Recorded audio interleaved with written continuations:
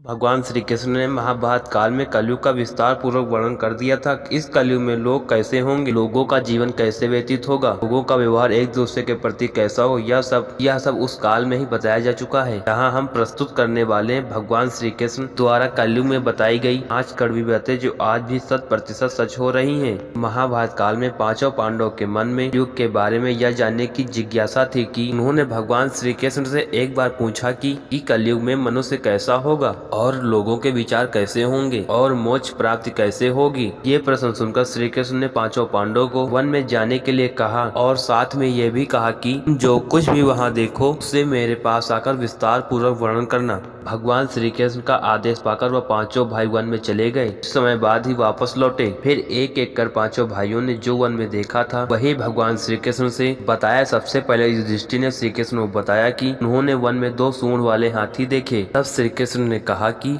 कलयुग में ऐसे ही लोग राज्य करेंगे जो बोलेंगे कुछ और करेंगे कुछ और। ये लोग दोनों ओर से शोषण करेंगे। उसके बाद भीम ने बताया कि उसने वन में एक गाय को देखा जो अपने बच्चे को चाट रही थी। वो गाय अपने बच्चे को इतना चाट रही थी कि उसको खून निकलने लगा। अब भगवान श्री कृष्ण ने इसका अर्थ बताया कि कलयुग में मनुष्य अपने बच्चों को इतना आसक्त होगा कि उसकी ममता के कारण ही बच्चों का विकास ही रुक जाएगा। यदि किसी का पुत्र साधु बना तो सब उसके दर्शन करेंगे, परंतु यह स्वयं का पुत्र साधु बना तो माता पिता दुखी हो जाएंगे, रोएंगे कि मेरे पुत्र को किस राह पर जा रहा है। कलयुग लोग के बच्चों को मोह माया और परिवार से बांध कर रखेंगे। इस कारण उनका जीवन वहीं पर नष्ट हो जाएगा। फिर श्री कृष्ण ने कहा कि तुम्हारे पुत्र नहीं है बल्कि तुम्हारे पत्नियों की अमानत है और पुत्रियां तुम्हारी अमानत है। यह शरीर मृत्यु की अमानत है और आत्मा परमात्मा की अमानत है। इसी तरह भीमसेना के बाद अर्जुन ने बताया कि हमने एक पक्षी को देखा जिसके पंख पर वेद की रचनाएं लिखी हुई थी, परंतु वो एक मनुष्य का मांस खा रहा था। क्या देखकर मैं तो हैरान हो गया। तब श्री कृष्ण ने बताया कि कलयुग में ऐसे भी लोग होंगे विद्वान कहा जाएगा, किंतु उनकी मंशा यही होगी कि किसकी जल्दी मृत्यु हो, जिसके कारण उनकी संपत्ति को अपना लिया जाए। व्यक्ति का ओहदाचारी कितना भी बड़ा क्यों ना हो, किंतु उसकी दृष्टि दूसरों के समाप्ति पर ही रहेगी। ऐसे लोग खूब होंगे जो दूसरों के धन छीनने के लिए आतुर होंगे। वास्तविक संत तो कोई कोई होगा। अर्जुन ने फिर नकुल ने श्री कृष्ण को वन के बारे में बताया। नकुल ने कहा कि मैंने देखा कि एक भारी चट्टान पर्वत से गिरी और बड़े वृक्ष रोक नहीं पाए, किंतु वह एक छोटे से पौधे से टकराकर वह चट्टान वहीं पर रुक गई। तब श्री कृष्ण इसका अर्थ बताते हुए श्री कृष्ण ने कहा कि कलयुग में मनुष्य की बुद्धि क्षीण हो जाएगी, उसका जीवन पतन हो जाएगा। इस पतन को धन या सत्ता वृक्ष रोकने में सक्षम नहीं होंगे, किंतु हरि नामक रूपी छोटे से पौधे से मनुष्य का जीवन प्रतीत होने से